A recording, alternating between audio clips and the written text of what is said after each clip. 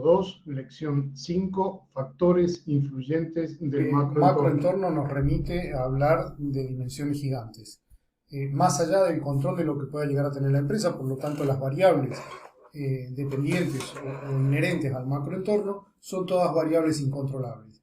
¿Qué nos puede proporcionar el macroentorno? Solo amenazas u oportunidades. Nada más que eso. ¿Qué es lo que implica el macroentorno en sí mismo? Yo te lo invito a observar como un sistema. El sistema Estado es el macroentorno, el sistema de tecnologías inherentes a todo lo que se puede desarrollar en el planeta es macroentorno. Todo lo que signifique esa gran dimensión en la cual está inserto tu empresa, tu emprendimiento, tu desarrollo comercial o industrial, está ubicado dentro de ese contexto o de eso que le da contexto a la empresa que vos estás desarrollando. Así que, pensalo de la manera siguiente. Lo que hay o lo que determina el macroentorno es un gran sistema que sostiene o que le da posibilidad a la empresa de desarrollarte. En una palabra, te marca la cancha. Te dice, mira, vas a jugar en Argentina las reglas de juego son estas. Te guste o no te guste, si no te gusta, buscate otra cancha. Significaría que podrías llegar a pensar en variables macroeconómicas de Brasil, de Tailandia, de Estados Unidos, de Europa. Ahora, cuidado acá. Podemos imaginar el macroentorno por bloques. Entonces decir, podríamos pensar la Unión Europea, podríamos pensar los BRICS, el BRICS ahora, podríamos pensar Estados Unidos de América, podríamos pensar Latinoamérica, podríamos pensar América o por continentes. Todo eso significa pensarlo en macroentorno y según la dimensión de nuestra empresa es las reglas de juego de ese contexto en el cual vamos a tener que desempeñarnos y jugar. ¿Qué variables tiene este macroentorno? Mirá, las variables con las que se juegan o lo que llamamos comúnmente factores vas a tener el factor demográfico, el factor cultural, el factor sociocultural, le llamo yo frecuentemente, político, económico, medioambiental o ambiental y también el factor tecnológico. Es obvio que cada uno de estos trae desagregados internamente que te posibilitarán mayor grado de estudio o mayor profundidad de estudio según el plan de negocio que estés desarrollando o lo que estés pretendiendo llevar adelante.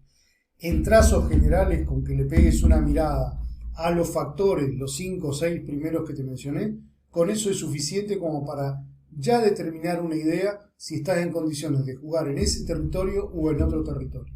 En esa cancha, con esa regla de juego, o tenés que elegir otro mercado, otra cancha, otras reglas de juego. Este factor demográfico está condicionado, obviamente, forjado o determinado por los hitos históricos que han ido dándole contenido o sustancia a la demografía sobre la faz de la Tierra.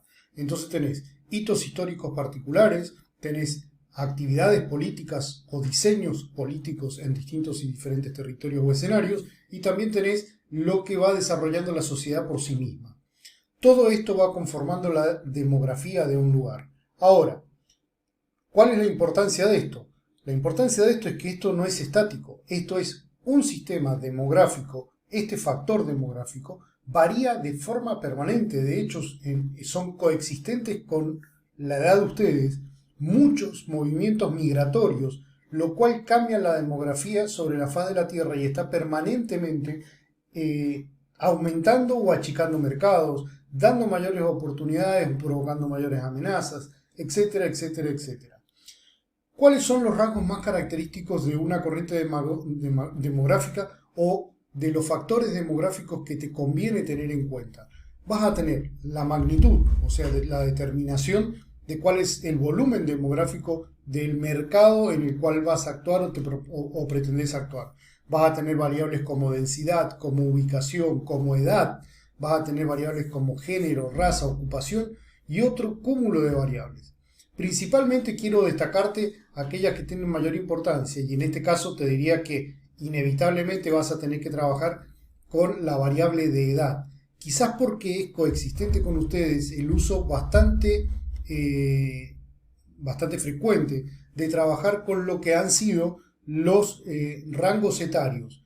¿Qué significa? Rangos etarios implica dividir la escala de tiempo por las edades que significan de acuerdo a cómo van evolucionando y de acuerdo a cómo han sido afectadas por las culturas, por los hitos históricos o, como te decía recién, por la mismísima sociedad o los usos y costumbres de las sociedades según como los estemos mirando. Así te vas a encontrar con que tenés una línea de tiempo, que te la muestro en la placa que te estoy presentando ahora, en la cual vas a encontrar los distintos modelos etarios o los rangos etarios o rangos por edad que le llamamos, y entre los cuales se caracterizan con nombres que se le dan y ya los habrás escuchado en algún momento antes de esta cita que estoy haciendo en este momento.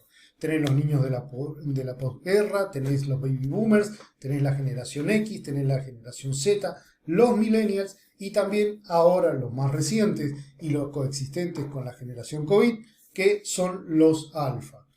Cada uno de estos sobre la línea de tiempo, como te los puedo presentar, vos ves que tiene un comienzo y un final. ¿Qué es lo importante en esto? Ese comienzo y ese final no es taxativo, no es determinante. Se corre un poquito o se estira un poquito más o se estira un poquito menos.